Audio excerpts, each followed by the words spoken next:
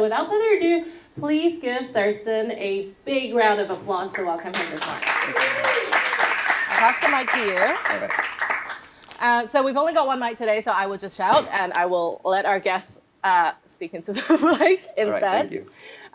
So I guess maybe just to start this morning's conversation, maybe you start off by telling us a little bit more about yourself and also the Yellow Ribbon Bakery initiative and how that came about. So my name is Thurston. As mentioned just now, I've been a baker for about 10 years. And earlier, as mentioned, I started off as a cook. So let me just say, sorry, I'm a bit nervous. So I don't really speak in the public setting. Let's give him another round of applause. So if I We got get this. really excited at times, I speak very, very fast. Yep. Okay, so let me speak about Yellow Ribbon Bakery. It was formerly known as SCORE Bakery. So SCORE stands for Singapore Corporation of Rehabilitative Enterprises. It was established back in 2004, and we are actually based in Changi Prison. So recently we had a name change, and we changed it to Yellow Ribbon Singapore. So Yellow Ribbon Yellow Ribbon to the public will actually mean that, it will resonate more with the public because they will understand that we are a social enterprise. So we are based in Changi Prison, and we engage inmates or give them the opportunity. Sorry, I need to speak in the mic. So we engage the inmates and we give them the opportunity to actually learn a baking skill. They are guided by professional bakers, and as a social enterprise, we spread the message of Yellow Ribbon through our baked goods.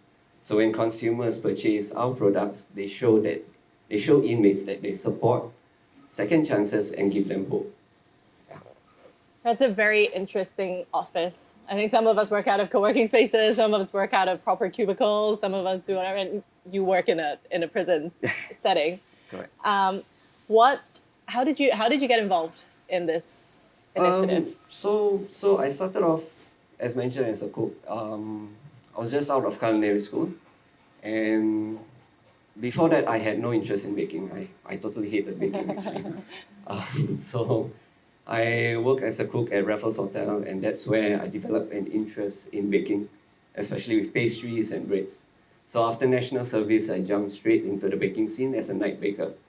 A night baker would mean that I work at midnight or 1 a.m. and I work all the way until next noon.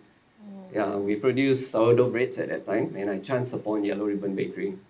So at that time, the social cause appealed to me, and it was I just jumped straight on that opportunity.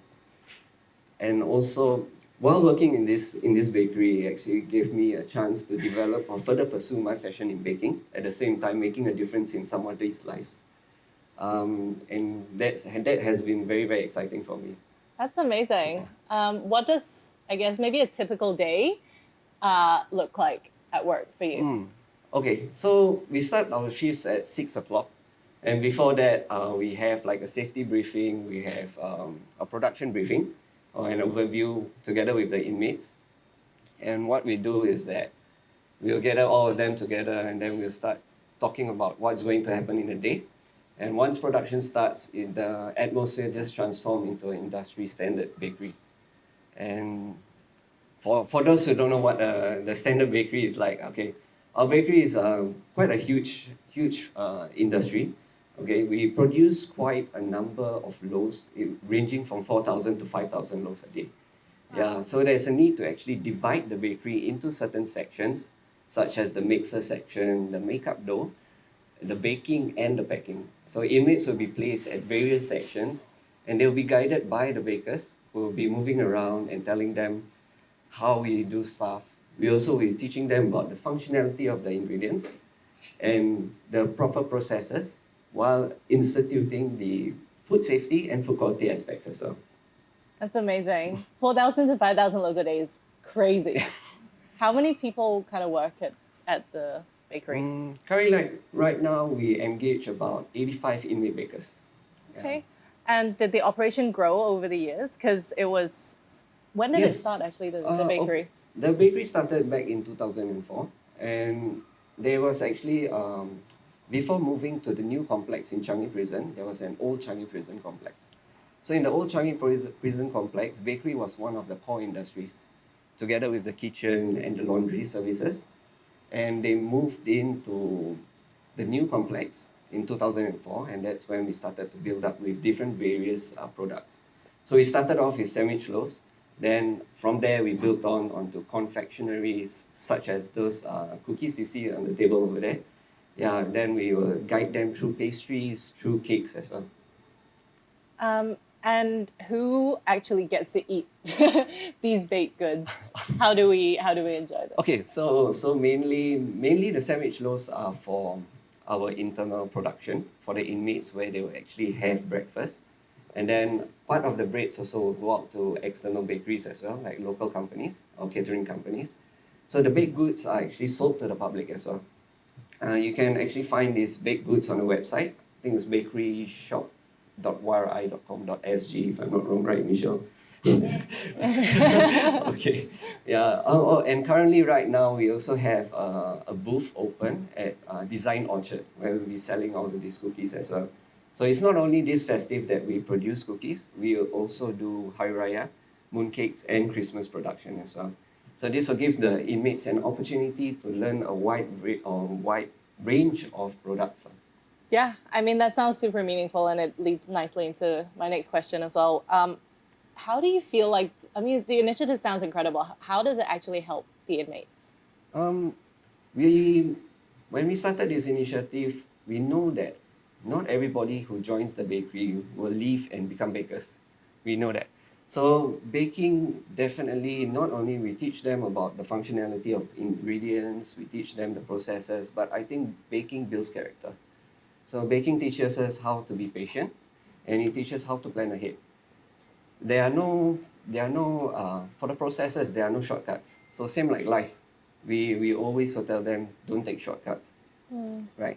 So patience. Breads take a minimum of 4 hours to bake. If quality breads, not those fast breads. Okay, so we definitely will teach them how to plan ahead.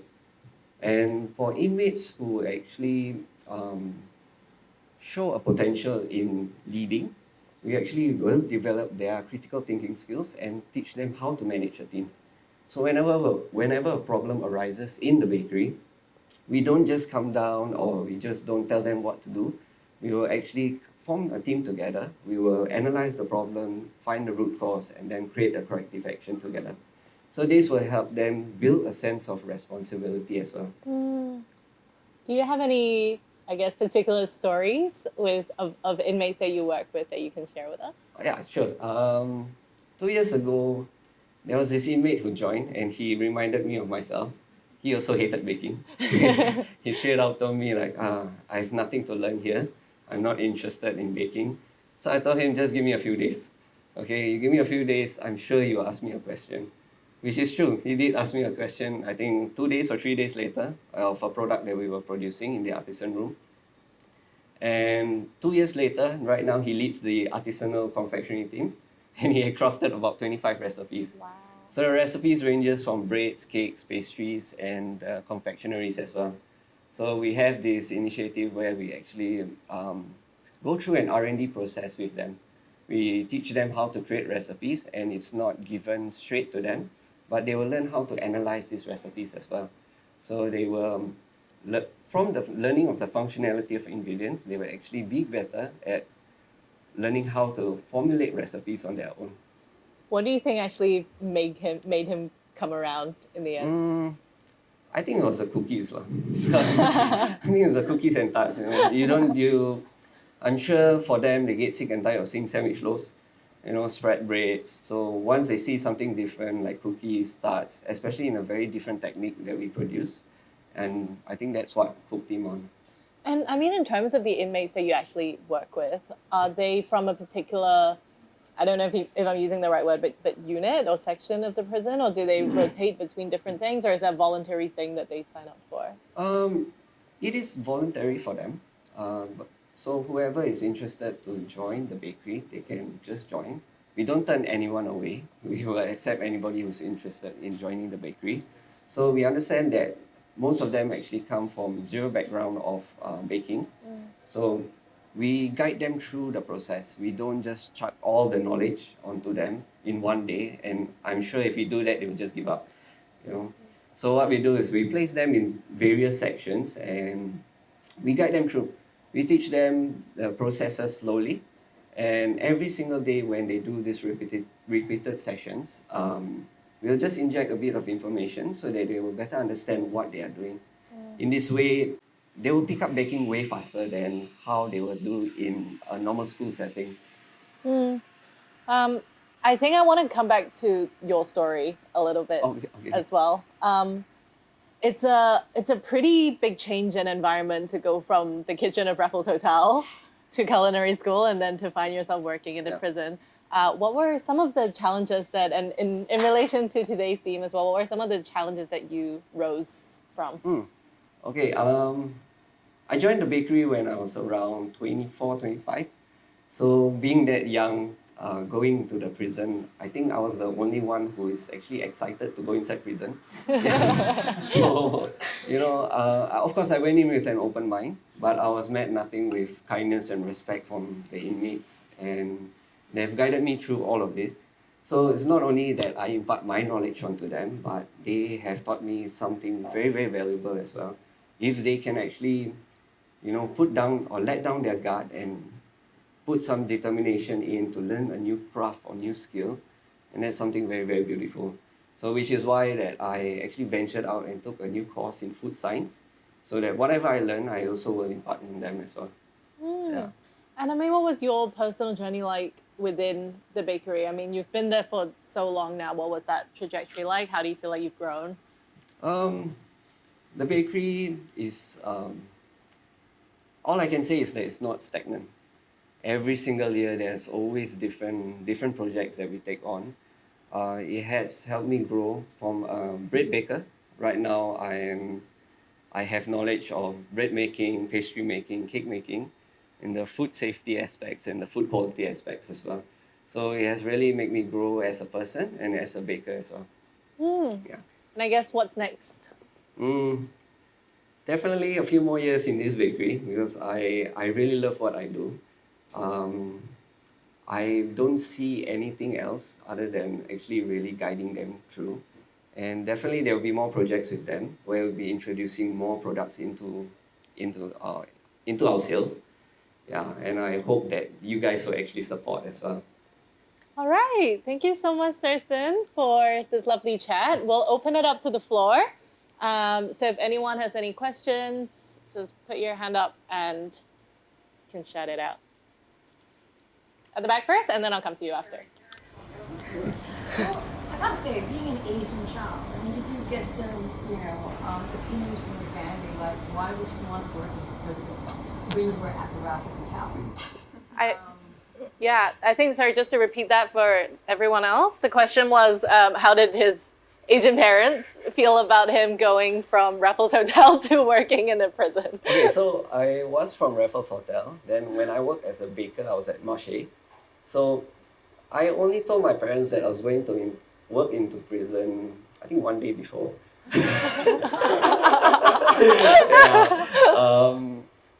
didn't want to scare them. They would be thinking, oh, what's going to happen? But one day before, I just told them, oh, I'm going to start a new job. I say, oh, where? In this production area. And then, oh, where is it? In Changi? So as they went on, I was like, oh yeah, it's in prison.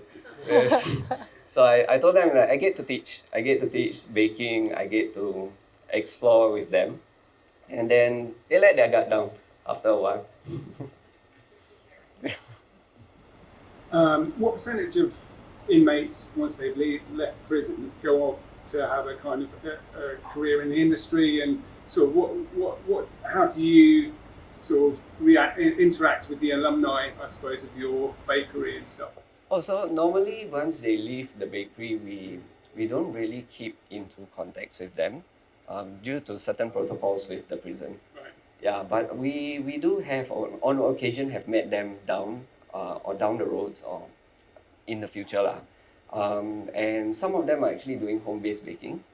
Some of them will support the bakery by actually calling in sales and ordering cookies for themselves. So from there, we actually pick up on them and ask how they are doing. So as percentage-wise, I can't give you a full exact figure, but we know that not everybody becomes baker after that. Yes.